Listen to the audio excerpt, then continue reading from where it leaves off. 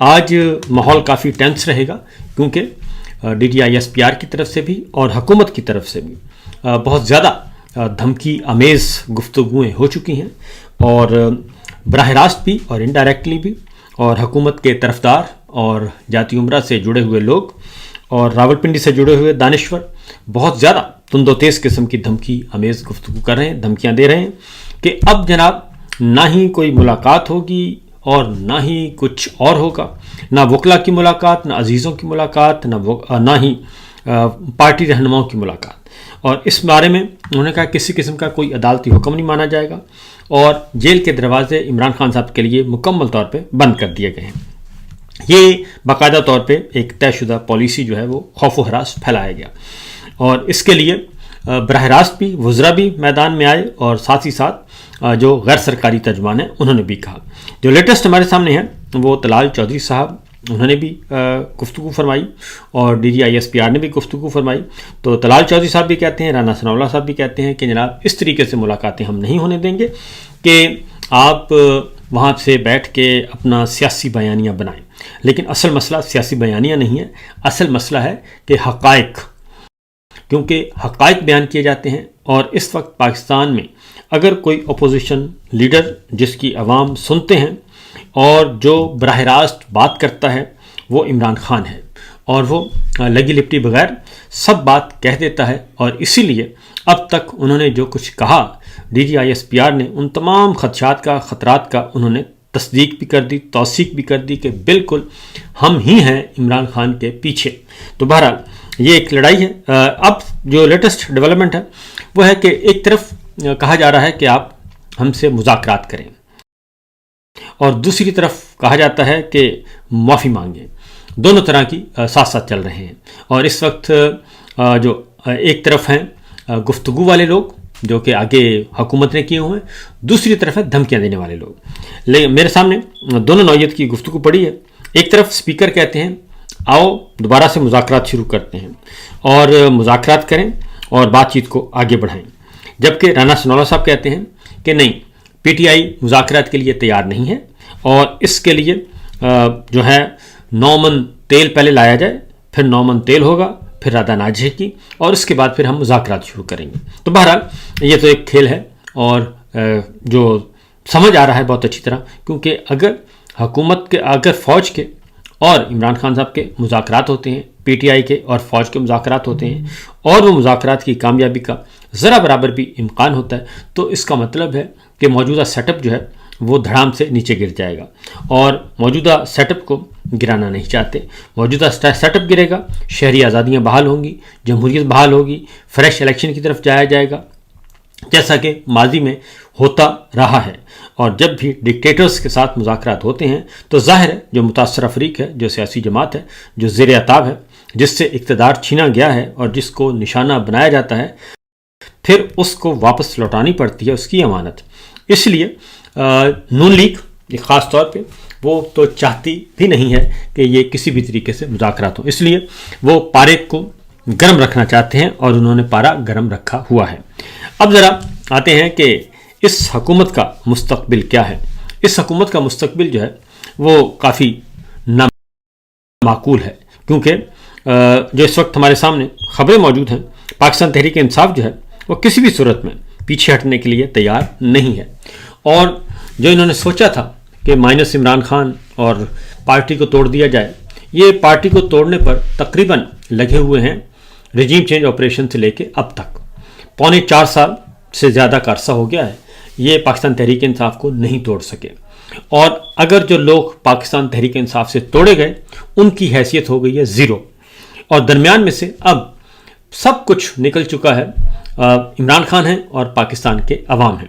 اس پہ فواد شاہ صاحب نے بہت اچھا تبصرہ کیا ہے، اور انہوں نے کہا کہ پاکستان تحریک انصاف تو کب کی انہوں نے ڈیمولش کر دی ہے، کیونکہ جب ان سے بلے کا نشان چھینا گیا اور ان سے بلے کا نشان جب لے لیا گیا تو اس کا مطلب ہے 8 فروری کو پاکستان تحریک انصاف نے آزاد حیثیت سے الیکشن لڑا، اور ان کا خیال تھا کہ آزاد امیدوار ہوں گے تو جتنی بھی فسطائیت اس وقت برپا کی گئی تو حکومت عوام جو ہیں وہ ڈر جائیں گے.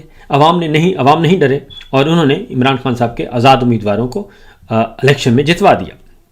اب اس کے بعد یہ ہوا کہ اب الیکشن کمیشن میں پاکستان تحریک انصاف نام کی کوئی جماعت نہیں ہے، اس کے بعد بلے کا نشان نہیں ہے، اس کے بعد قومی اسمبلی میں ان کے اراکین نہیں ہیں، قومی اسمبلی کا ریکارڈ ہے، سینٹ کا ریکارڈ ہے، پنجاب اسمبلی میں ہے، خیبر پختونخوا میں ہے، پی ٹی آئی نام کی کوئی چیز ریکارڈ پہ نہیں ہے، دفتری ریکارڈ کے مطابق نہیں ہے۔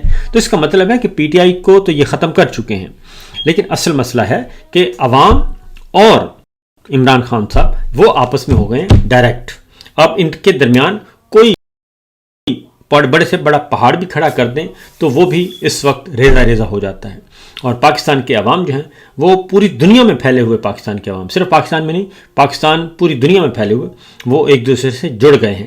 اسی لیے جو DGISPR نے پچھلے دنوں کہا کہ جی بیانیہ بہت اچھا بناتے ہیں، بیانیہ بنانے میں یہ ماہر ہیں، اس کی ریزن کیا ہے؟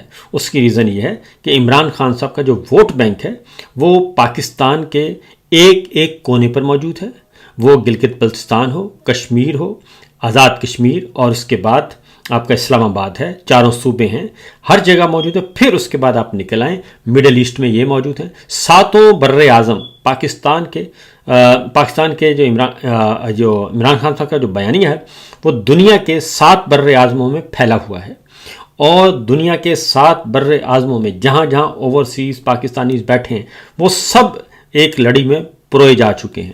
اور اس کے ساتھ ساتھ صرف یہی نہیں کہ اوورسیز پاکستانی، بلکہ دوسرے خطے کے لوگ بھی عمران خان صاحب کو بہت پسند کرتے ہیں۔ اس کی وجہ ان کا بیک گراؤنڈ ہونا ہے، وہ ایک ہیرو کے طور پہ جانے جاتے ہیں۔ کب انہوں نے ورلڈ کپ جیتا تھا؟ 1992 میں، 1992 میں، آج سے کتنے سال پہلے؟ 33 ایئرز پہلے، 33 سال پہلے انہوں نے ورلڈ کپ جیتا تھا۔ اس وقت وہ ہیرو تھے دنیا بھر کے، دنیا کرکٹ کے ہیرو تھے، اور دنیا بھر کی عوام کرکٹ سے جڑی ہوئی ہے۔ اس لیے اس کے بعد پھر ان کی شادی بھی برطانیہ میں ہوئی اور بہت بڑے خاندان میں ہوئی۔ اس کے بعد وہ پہلے دن سے لے کے آج تک وہ ہیرو کے طور پہ جانے جاتے ہیں، اس لیے ان کو اپنا تعارف کروانے کی کوئی ضرورت محسوس نہیں ہوتی کہ وہ کون ہیں، کیونکہ جب بھی آپ کسی بھی غیر ملکی دورے پہ جاتے ہیں تو ایک پروفائل بھیجا جاتا ہے، تو عمران خان وہ شخصیت ہیں کہ ان کا CV بھیجنے کی کسی بھی ملک کو، دفتر خارجہ کو ضرورت نہیں ہوتی، اور جس ملک میں جاتے ہیں ان کو پتہ ہوتا ہے کہ عمران خان کون ہے۔ تو لہٰذا ایک تو یہ ہوگی، اس کی یہی وجہ ہے کہ جو بیانیہ ہے وہ پاکستان سے، جب پاکستان میں سورج غروب ہو رہا ہوتا ہے تو کہیں دوسرے خطے میں سورج طلوع ہو رہا ہوتا ہے، اور کہیں صبح، کہیں دوپہر، کہیں شام، تو راؤنڈ دا کلاک جو ہے جی وہ بیانیہ ان کا گھومتا رہتا ہے، اور اوورسیز پاکستانی متحرک رہتے ہیں۔ ڈائسپورا وہ امریکہ کا ہو، برطانیہ کا ہو، جرمن کا ہو، فرانس کا ہو، یورپ کا ہو، مڈل ایسٹ کا ہو، جاپان میں، ملائیشیا میں، جہاں جہاں ساؤتھ ایشیا ہو، جہاں جہاں پاکستانی موجود ہیں وہاں ان کے چاہنے والے موجود ہیں۔ اس لیے یہ کسی بھی صورت میں عمران خان صاحب کو عوام سے کٹ آف نہیں کر سکتے، یہ جتنا بھی کوشش کریں گے اتنا ہی زیادہ رد عمل آئے گا۔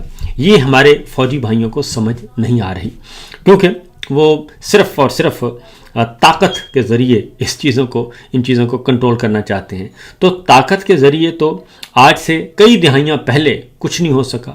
محترمہ فاطمہ جناح آج بھی زندہ ہیں، لیاقت علی خان آج بھی زندہ ہیں، ذوالفقار علی بھٹو آج بھی زندہ ہیں، اور نواز شریف صاحب آج بھی موجود ہیں، اور جس کو بھی ختم کرنے کی کوشش کی گئی وہ پہلے سے کہیں زیادہ موجود ہے، اپنی جگہ بنائے ہوئے ہیں۔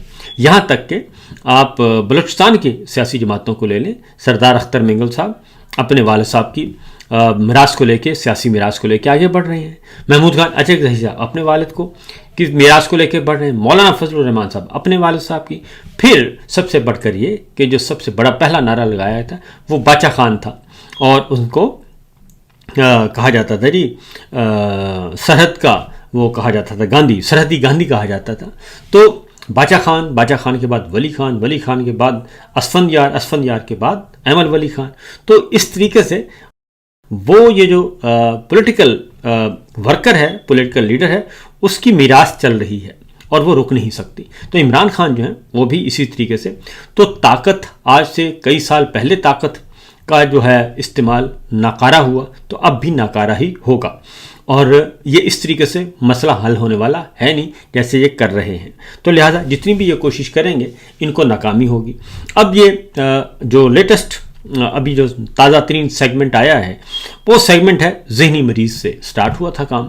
تو ظاہر ہے جب آپ ایک لیڈر کو ایک غیر قانونی طور پہ، غیر آئینی طور پہ، غیر اخلاقی طور پہ، غیر جمہوری طور پہ اس کے جیل میں موجود جو اس کے حقوق ہیں، رائٹس ہیں، ایک قیدی ہے وہ آپ کے، اور وہ سب سے بڑی سیاسی جماعت کا قیدی ہے، وہ جیتا ہوا ہے، وہ اگر دھاندلی نہ کی جاتی، چوری الیکشن نہ کیا جاتا تو اس کی جماعت اس وقت اقتدار میں ہوتی اور آپ کے سارے معاملات ٹھیک ہو چکے ہوتے. لیکن آپ نے وہ سب کچھ کیا اور اس کو جیل میں بھی ڈالا، اور جیل میں ڈال کے بھی آپ اس سے انتقام لے رہے ہیں، اور انتقام بھی ایسا لے رہے ہیں کہ آپ خود کہتے ہیں کہ آ بیل مجھے مار.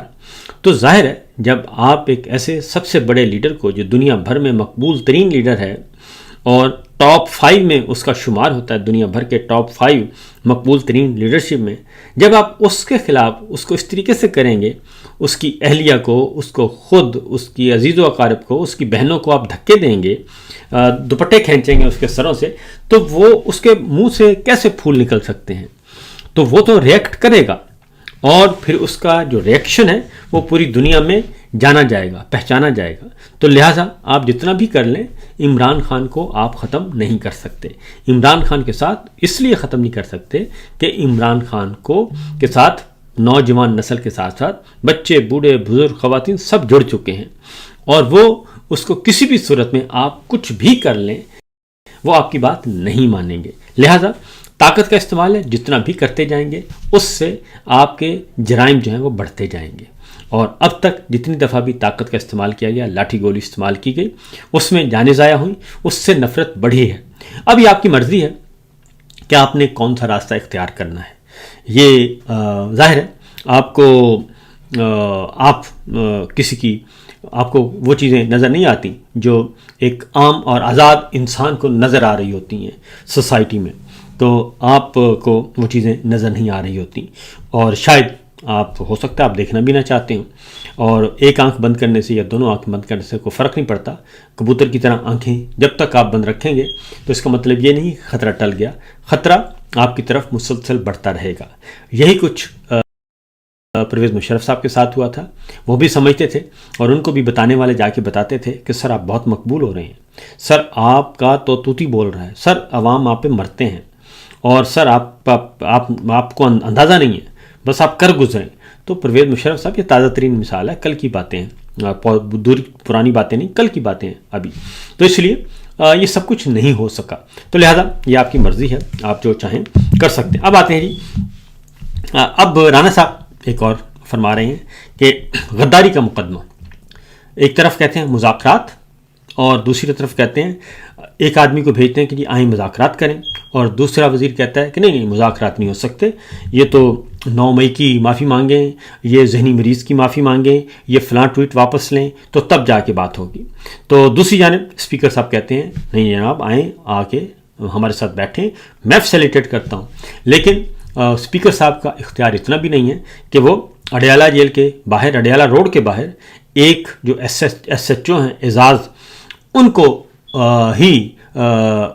کو ان سے اپنی بات منوا لیں. ایس ایچ او بہت دور کی بات ہے، ایک کانسٹیبل اور ایک ناکے پہ کھڑا ہوا ایک اے ایس آئی ہے، وہ بھی آپ کے کنٹرول میں نہیں ہے. آپ کی حکومت ہے پنجاب میں، لیکن آپ یہ کام نہیں کر سکتے. اور اس لیے یہ تو ہے ان کی حقیقت جو ان کے اختیار کی ہے، اور ان کے پلے کچھ نہیں ہے. لہٰذا مذاکرات جب بھی ہوں گے راولپنڈی والوں سے ہوں گے، اور راولپنڈی والوں سے مذاکرات کب ہوں گے؟